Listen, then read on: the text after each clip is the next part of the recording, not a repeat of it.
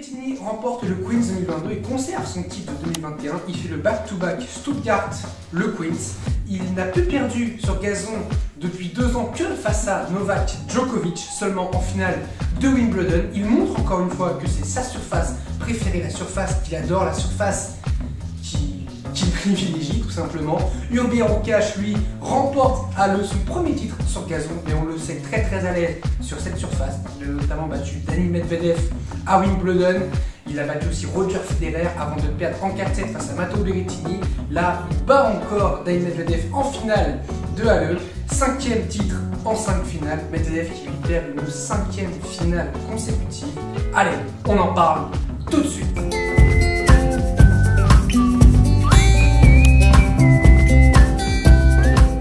Salut à tous, j'espère que vous allez bien. Je suis très heureux de vous retrouver pour une nouvelle vidéo et aujourd'hui on va parler de ce tennis sur gazon. Ça y est, le tennis maintenant qui prend ses aises sur gazon. C'était déjà la 2e semaine sur gazon. On en est déjà à la moitié de la saison sur gazon. Ça va très vite. On a seulement du Stuttgart, du Herzogenaurach, du Queens, du Halle. On aura du Eastbourne et Majorque la semaine prochaine avant d'avoir évidemment le gâteau, on va dire, le Graal, Wimbledon, qui ne rapportera pas de points, mais qui reste un grand chelem, mine de rien, qui reste un des 4 grands chelems de la saison. Donc évidemment que c'est une saison très importante, mais comme c'est une saison courte, on peut essayer de chercher des spécialistes sur gazon qui sont évidemment plus rares que sur terre battue. Sur terre battue, on a quand même beaucoup de spécialistes sur terre battue. On pense notamment à des Schwartzmann, à des Casper Ruud qui sont aussi après progressés en dur, mais on a aussi des joueurs comme Pablo Andujar, comme Delbonis, comme Martinez qui ne gagnent eux que sur terre battue, alors que sur gazon on n'a pas ces types de joueurs là qui ne gagnent que sur gazon. Alors on a peut-être du Feliciano Lopez qui dans le temps gagnait vraiment beaucoup de matchs sur gazon, du Gilles Muller aussi, là justement voilà, du Sam Querrey aussi qui gagne beaucoup de matchs sur gazon. On a ces joueurs là quand même qui revivent, qui ressuscitent sur gazon, et on a un joueur qui re-rentre dans le top 10, qui reprend sa 10e place mondiale, c'est Hubert Hurkacz, qui a été très conquérant, qu'on peut dire qui est quand même pour moi je pense un spécialiste de la surface, parce qu'à Wimbledon 2019 il perd en 4-7 face à Novak Djokovic au 3e tour. Il n'était pas encore très connu. L'année dernière il arrive 2021, on l'attend pas non plus énormément sur Wimbledon, on l'attend pas énormément. Il arrive en 8e contre Medvedev, il est mené 2-7-1. C'est ce match où ça joue sur le court numéro 1 et qu'en fait il pleut et du coup il rejoue le lendemain sur le center court. Et il arrive, il revient et il remporte ce match en 5-7. Il a battu Roger Federer en lui collant un 6-0 dans le 3e set. Et puis il perd après en 4-7 face à Matteo Berrettini, mais il n'a pas démérité. Il a fait un super parcours en 2021 et son objectif évidemment en 2022 c'est de faire mieux qu'en 2021. Et voilà, il montre ses crocs, en remportant ce tournoi de Halle, en battant Medvedev qui n'a même pas existé cette finale 6-1, 6-4, mais ça aurait pu faire 6-1, 6-2, on a été à quoi? À 2 balles de break que ça fasse 6-1, 6-2. Medvedev a été nul, clairement, il a été nul. On a vu Gisard Varak totalement exaspéré qui est parti, on a eu ras-le-bol.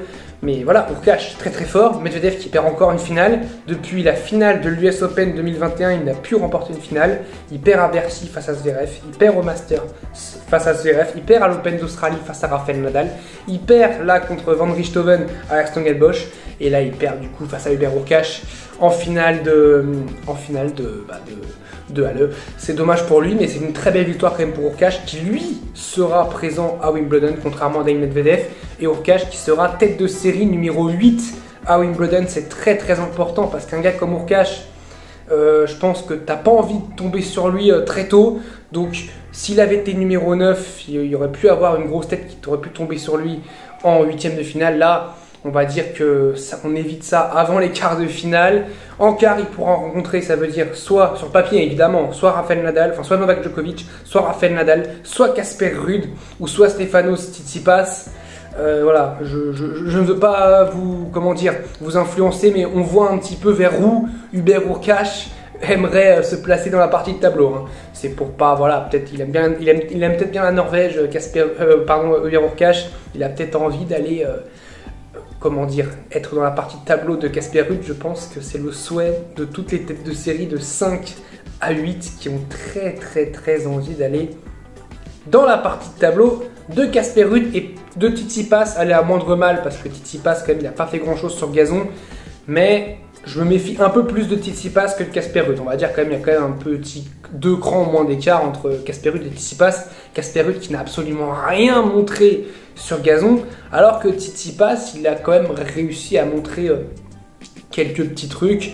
Ce que j'ai bien aussi aimé chez Hubert Hurkacz, c'est sa capacité à remporter les tie-breaks. Il a remporté beaucoup de tie-breaks, notamment déjà face à Hugo Humbert, le tenant du titre, face à Félix Auger-Aliassime où il remporte les 2 tie-breaks, il n'arrivait pas à retourner, mais c'est pas grave, il remporte les 2 tie-breaks, face à Kyrgios où il remporte le tie-break du 2e et le tie-break du 3e.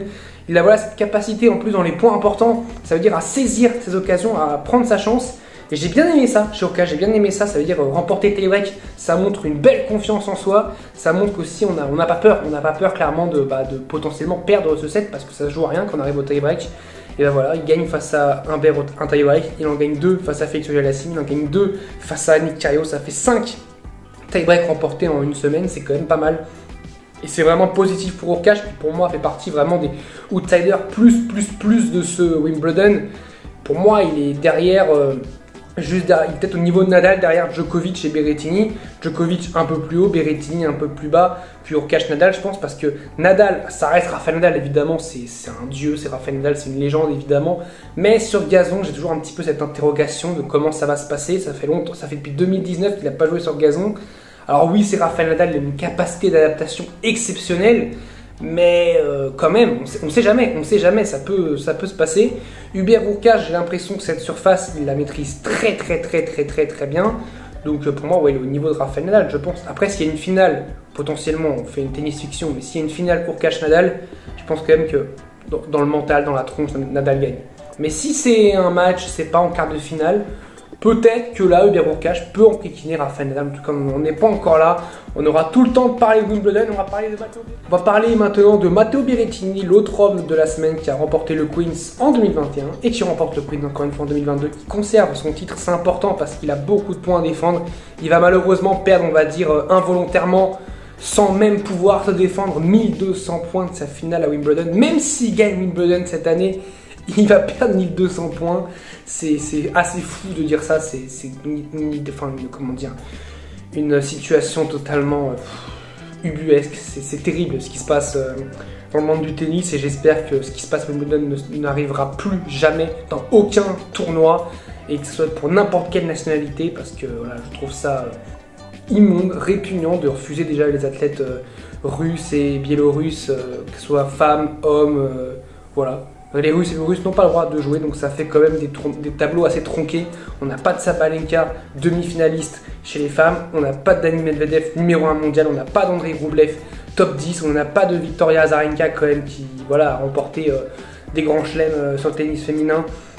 On n'a pas voilà, de joueurs par exemple comme Ivashkara. Et puis en plus, l'ATP qui a décidé, en plus de ne pas donner de points ATP pour Wimbledon, donc ça punit en fait tout le monde. Ça punit un Djokovic qui va se retrouver 8ème mondial sans avoir rien demandé. Ça punit un Matteo Berrettini qui va sans doute quitter le top 20 sans avoir rien demandé. Ça va punir aussi un Hubert Hurkacz qui va perdre 720 points. Les gagnants de cette histoire, c'est les joueurs qui sont déjà bien classés et qui ont quasiment pas pris de points sur gazon. Je pense notamment à Tsitsipas qui va perdre rien du tout, Casper Ruud qui va perdre rien du tout. Ces joueurs-là, ils vont gagner des places, alors qu'ils vont peut-être perdre au premier tour, voire au deuxième tour de Wimbledon. Et des gars comme Berrettini, comme Djokovic, comme Hurkacz, qu'on peut retrouver dans le dernier carré de Wimbledon, et ils vont perdre énormément de places, énormément de points, et ça fait extrêmement mal. Alors pour Djokovic, j'ai pas de doute qu'il va remonter après, évidemment, la 8ème place, ça ne lui correspond pas. Matteo Berrettini non plus, sauf s'il se blesse, c'est ça le problème. Hubert Hurkacz, c'est quand même sa période, on va dire, il peut prendre beaucoup de points. C'est dramatique, s'il ne peut pas prendre tous ses points, c'est dramatique. En tout cas, Matteo Berrettini a quand même alterné le bon et le moins bon dans cette semaine. Il a eu du mal face à Kudla, mine de rien. Quand même, Kudla, voilà, c'est pas non plus le joueur par excellence, on va dire. Mais il a été sérieux, il a réussi à se remobiliser à chaque fois pour aller chercher, le match. Ça n'a pas été, on va dire, un parcours compliqué. On va dire Krajinovic en finale. Krajinovic d'ailleurs mérité, évidemment. Mais ça n'a pas été un parcours hyper compliqué, plus compliqué que ça. Il a quand même évité beaucoup de têtes de série. Il y a beaucoup de têtes de série qui sont tombées. Casper Ruud, tête de série numéro 1, qui a chuté contre Peniston. Cameron Norrie qui a perdu au premier tour. On a du Sic justement qui perd en demi-finale face à Filip Krajinovic. Il a évité vraiment beaucoup de têtes de série. Mais voilà, il a réussi à se faire le tableau et puis à remporter 500 points. Enfin, conserver du coup, parce qu'il remporte 0 points. Au final, il conserve ses 500 points de l'année dernière. Il reste vraiment, dans les favoris, peut-être les favoris pour Wimbledon, parce que franchement, sur gazon, Berrettini, ça joue très bien, ça sert très bien. Son coup droit, évidemment, toujours beau. Et puis son choc de revers qui prend beaucoup mieux sur gazon. Moi, j'adore vraiment Matteo Berrettini sur gazon. Franchement, Hubert Hurkacz et Berrettini, c'est de belles histoires, on va dire, pour ce Wimbledon. Potentiellement, ça peut être de très belles histoires. De là, les voir en finale, tous les deux en même temps, je ne pense pas du tout, parce que ça dépend déjà du tableau. Ils peuvent se rencontrer déjà en demi-finale. Au minimum, ce sera en demi-finale qui pourront se rencontrer. Mais je pense notamment on aura forcément pour moi soit un Nadal, soit un Djokovic en finale. Mais pourquoi pas un dernier carré. Moi j'aimerais beaucoup un dernier carré avec un Djokovic contre un Berrettini et un Hurkacz contre un Rafael Nadal, ou l'inverse, un Djokovic contre un Hurkacz et un Berrettini contre Rafael Nadal. Ça me ferait vraiment plaisir d'avoir ça, parce que je pense que c'est les 4 meilleurs joueurs qu'on a vraiment là sur gazon. Parce que Carlos Alcaraz, il faut quand même un petit peu en parler de cette pépite Carlos Alcaraz, mais qu'on n'a pas vu faire un match sur gazon cette année. Il a déclaré forfait pour le Queens pour une petite blessure au coude, pardon.